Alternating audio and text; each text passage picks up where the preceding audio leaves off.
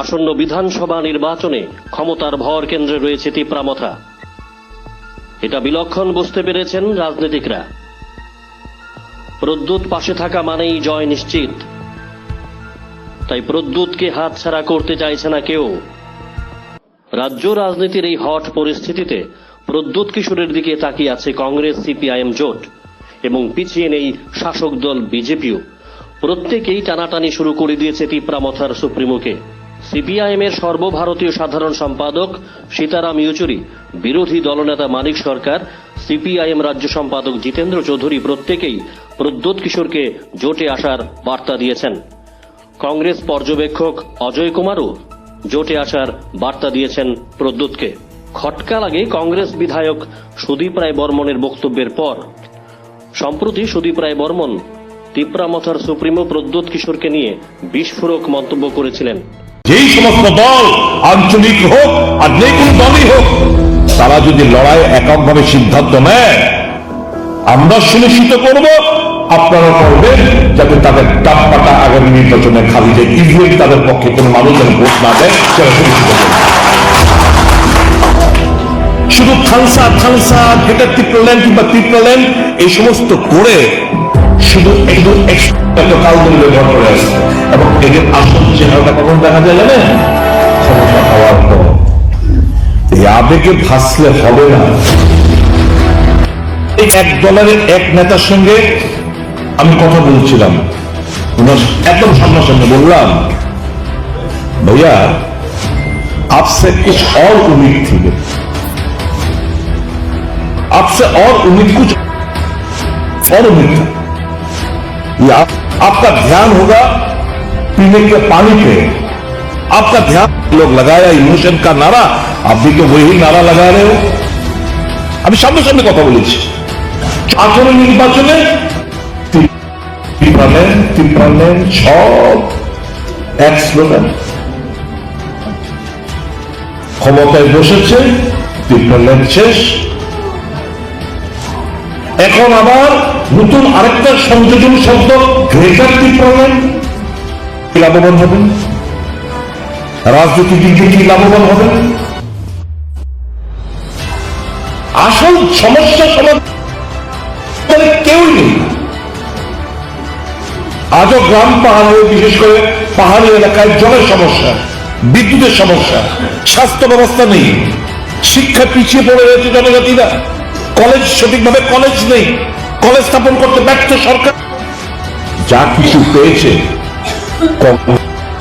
জীবনে বলে গেছেন, জীবন বনাধিকার আইন যে পাট্টা প্রদান, এই বনাধিকার আইন কংগ্রেসের সরকার, ইউপিএ সরকার, অনেক ব্যাপার স্যাপার রয়েছে। এই সমস্ত স্লোগান তুলে এনসি বাবু ক্ষমতা পেয়েছিলেন, মেয়র জামাতে ক্ষমতা পেয়েছিলেন, শরিক দল ছিল, 5টা বছর সময় পেয়েছে, কি করতে পারল? যারা জনজাতিদের জন্য রাস্তা রোগো করলো, বড়মরার ব্রিজের সংলগ্ন জামা প্যান্ট খুলে উলঙ্গ হয়ে মানুষের সাথে, জনজাতিদের সাথে করছে, এরা যখন ক্ষমতায় পেল কি করলো? স্লোগান তো ছিল সুন্দর, ভাবাবেগও ছিল, ইমোশনও ছিল। প্রদ্যুৎকে নিয়ে সুদীপের এই বক্তব্যের পর পরিস্থিতি বিগড়ে যায়। চটে যান প্রদ্যুৎ কিশোর। কংগ্রেসের সঙ্গে প্রদ্যুতের সম্পর্কে চির ধরে এবং ধাক্কা লাগে সম্ভাব্য বাম কংগ্রেস জোটের শক্তিতে। তা থেকে ফায়দা তুলতে শুরু করে শাসক BJP.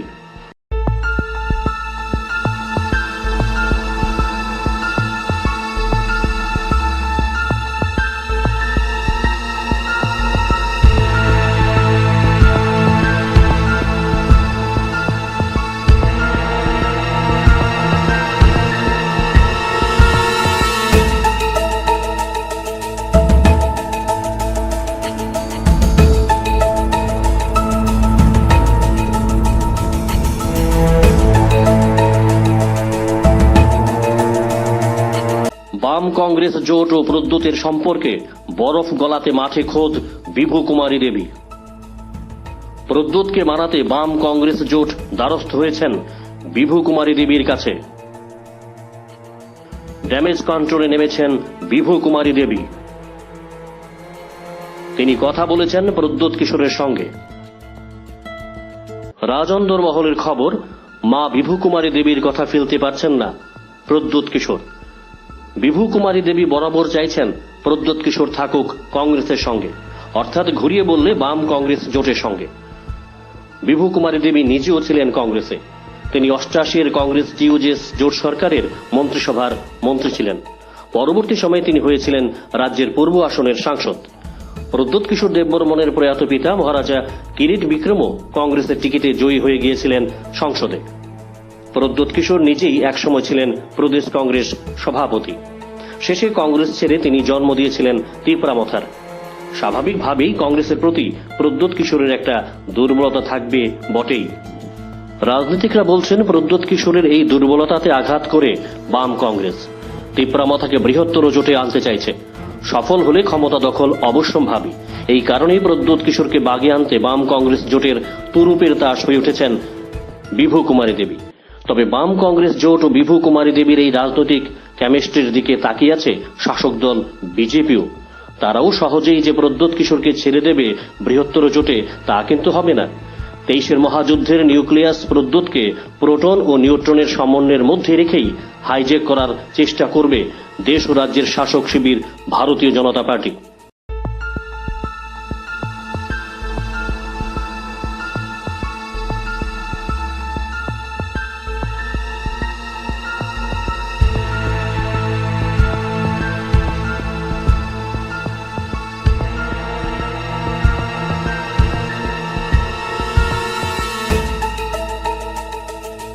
Bureau Report, Jam 24 News।